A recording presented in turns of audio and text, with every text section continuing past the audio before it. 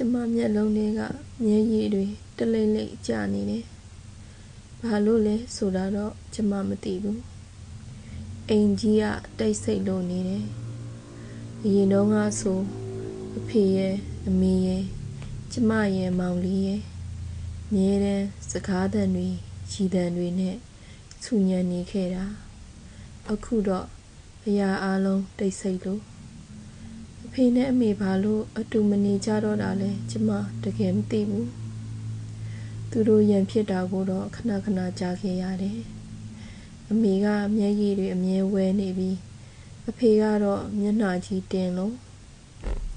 ပြီးတော့တနေ့မှတော့အဖေအဝတ်အစားတွေရော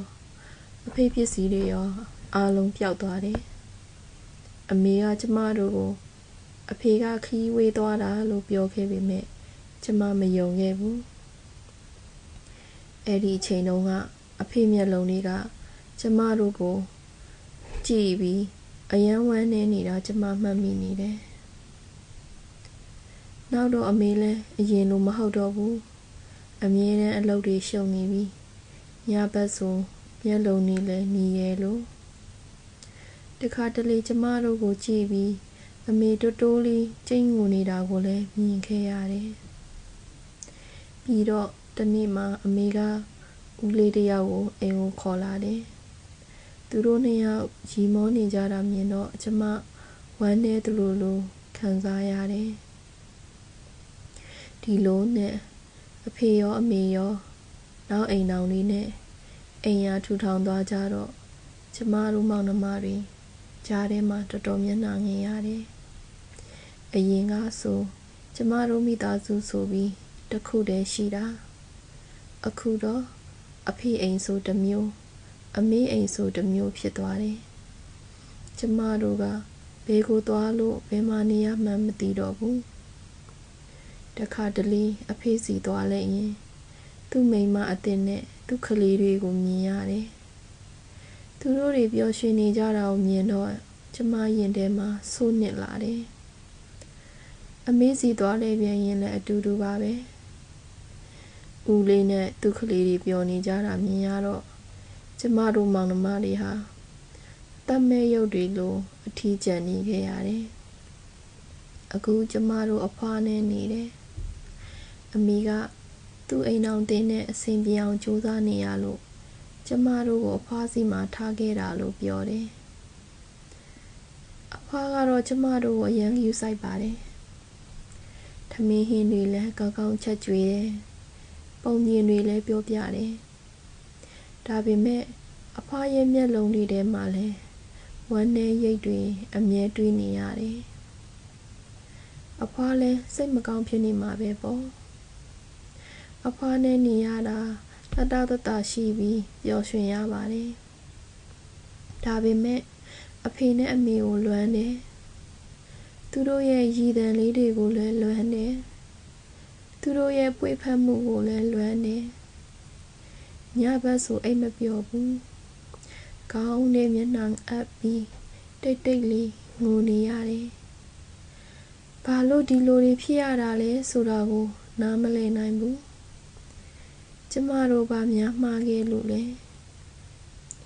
တခါတလေစာတင်ကျောင်းမှာတငယ်ချင်းတွေကသူတို့မိဘတွေအကြောင်းပြောဆိုနေကြတာကြားရင်ကျမအယမ်းအားငယ်မိတယ်သူတို့မှာအဖေရောမေရောအတူတူရှိကြတယ်အတူတူနေထိုင်ကြတယ်ပျော်ရွှင်တဲ့မိသားစုလေးရှိကြတယ်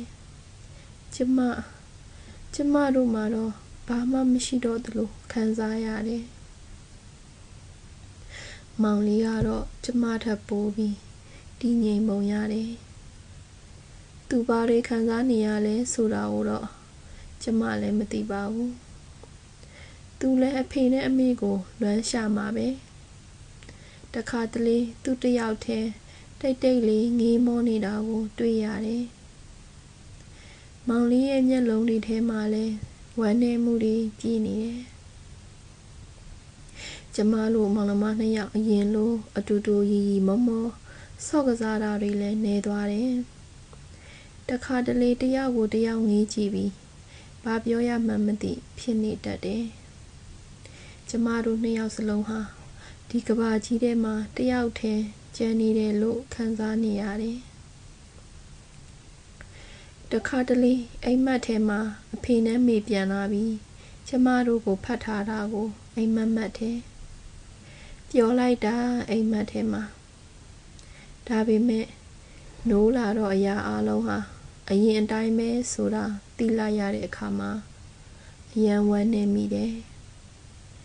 ဘယ်တော့မှအရင်လိုပြန်ဖြစ်နိုင်တော့ဘူးဆိုတာကိုသိနေပေမဲ့လည်းညှော်လေးနေမိတော့မှာပဲကျမရင်ထဲမှာအားငယ်စိတ်တွေဝမ်းနည်းစိတ်တွေအမြဲရှိနေတယ်ဒါပေမဲ့ဘယ်သူကမှမပြောဖြစ်ပါဘူး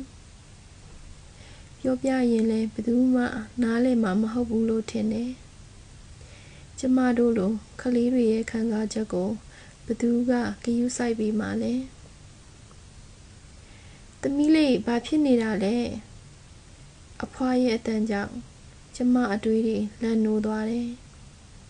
မျက်ရည်တွေနဲ့ပြည့်နေတဲ့ကျမမျက်နှာကိုအဖွားကအစိုးရိမ်တကြီးကြည့်နေတယ်ဘာမှမဖြစ်ပါဘူးအဖွားလို့ကျမတိုးလေးပြောလိုက်တယ်ဒါပေမဲ့ကျမရင်ထဲမှာတော့အရင်အတိုင်းပဲဝမ်းနည်းမှုတွေအထီးကျန်မှုတွေပြည့်နေတော့မှာပဲဘယ်တော့ပျောက်ကွယ်သွားမှလဲဆိုတာကိုတော့ကျမမသိဘူးကျမသိတာတစ်ခုပဲရှိတယ်အဲ့ဒါကတော့ကျမ